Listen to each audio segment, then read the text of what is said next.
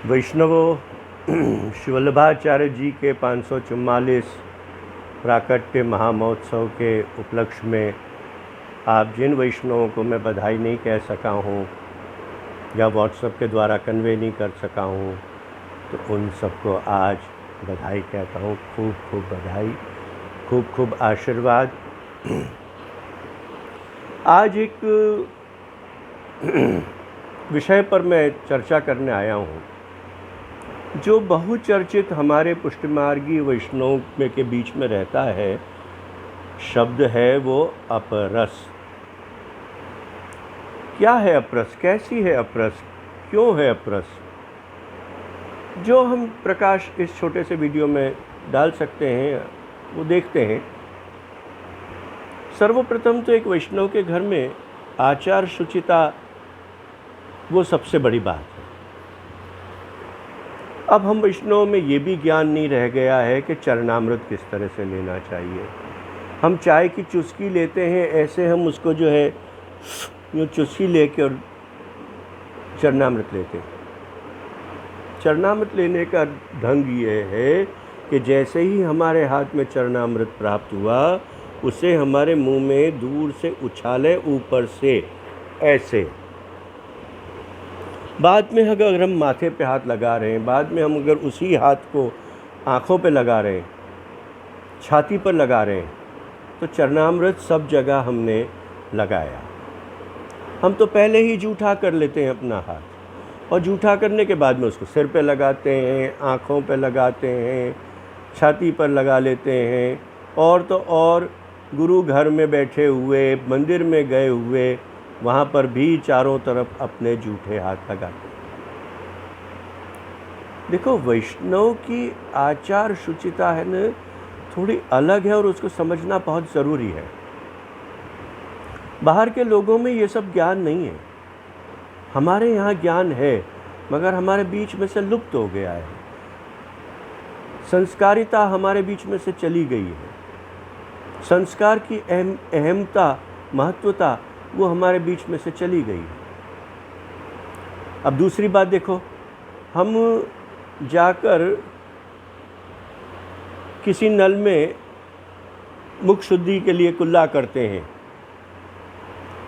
हम कुल्ला कर लेने के बाद में उसी जूठे हाथ से नल बंद कर देते हैं। आपने बहुत यानी जूठे हाथ से नल नहीं खोला होगा, आपने यूँ खोला होगा, यूँ खोला होगा, मगर उसके बावजूद भी वो जूठे हाथ से आपने नल खोला। एक वैष्णव का संस्कार ये होना चाहिए कि जिस जगह तुम्हारा जूठा हाथ स्पर्श हुआ है, शुद्ध होने के बाद में वहाँ न लगे। तो हम क्या करते हैं कि अगर जूठे हाथ से भी नल खोलना पड़ा है, तो हम इमीडिएटली कुल्ला कर लेने के बाद में हमारे हाथ को फिर से धोकर नल पे जरा सा पानी डाल देते हैं। तो नल पे जो हमारा जूठा स्पर्श हुआ है वो धुल जाता है, नल भी शुद्ध हो जाता है। हम जिस जगह पर बैठकर, समझो ज़मीन पर हमने थाली रख ली। मैं कई वैष्णवों के घरों में ये देख चुका हूँ रीत, इसलिए मैं कह रहा हूँ। चलो, टेलीविज़न देख रहे हो, तुमने तुम्हारी थाली अपने सामने ज़मीन पर रख ली, खा रहे हो। खा लेने के बाद में तुम बड़े नेक बनकर अपनी थाली उठाकर और जहाँ रखनी होती है वहाँ रख देते हो। मगर क्या करते हो आप? भूल, जहाँ आपने थाली रखी थी उसी पर आप चल कर चले गए। आपने पूरा घर जूठा किया। वैष्णव का घर ऐसा नहीं होता है। वैष्णव के घर में चूँकि नंद नंदन हमारे घर में विराजते हुए हमारे पूरे घर में घुटनों से रेंगते हैं, तो घर हमारा शुद्ध होना चाहिए कि नहीं? हमने अगर चाय कॉफ़ी पिए जाकर ज़रा सा हाथ धो लिया तो क्या हो गया? पानी से ही धो लिया हाथ, बस इतना ही तो ज़रूरी है। इस महामारी के डर के मारे हम तो जो है साबुन से हाथ धोते रह रहे।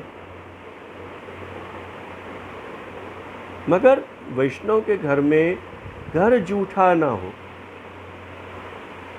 आपने मुंह पोंछा, पानी यो लिया आपने मुंह पर, जो आपने कुल्ला किया, आपने हाथ लिया, आपने पूरे घर में झटक दिया, या जहाँ आप खड़े हो वहीं झटक दिया।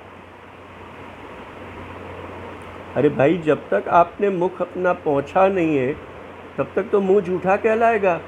मतलब आप जैसे ही खोलोगे पानी अंदर भी जाएगा। कम से कम इतना तो करो। चलो, इतना भी विवेक नहीं निभ पा रहा है, जब तक रुमाल ना निकालो तब तक बोलना पड़ रहा है, चलो ये भी ठीक है, मगर जो तुमने हाथ जूठा किया है वो तो धो लो। तो ये सब छोटी छोटी बातें जो है ना, एक वैष्णव के घर में आचार शुचिता न पालने के कारण उनके घर में ये अपरस एक बहुत बड़ी बीमारी के रूप में उसको देते हैं। अपरस क्या होता है? अरे भाई, अपरस वही तुम्हारे घर की आचार शुचिता को तुमने ध्यान से पालन किया है, तो तुम्हारे घर की अपरस में वो ठाकुर जी विराज रहा है, उसी घर की अपरस में वो खा रहा है, पी रहा है, सो रहा है, सब कर रहा है। भाई, घर तो शुद्ध रखो। तुमने मंदिर में पौड़ा दिया, इसका मतलब ये तो नहीं कि वो घर में बाहर नहीं आ सकते हैं।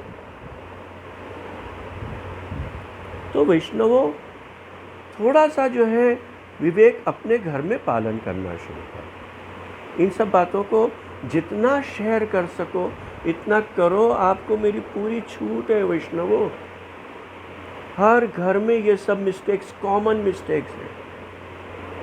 तो ये सब जितना शेयर करोगे इतना तुम मार्गियों की सेवा करोगे, वैष्णवों की सेवा करोगे। बोलो श्री वल्लभाधीश की जय। श्री गोसाई जी परम दयाल।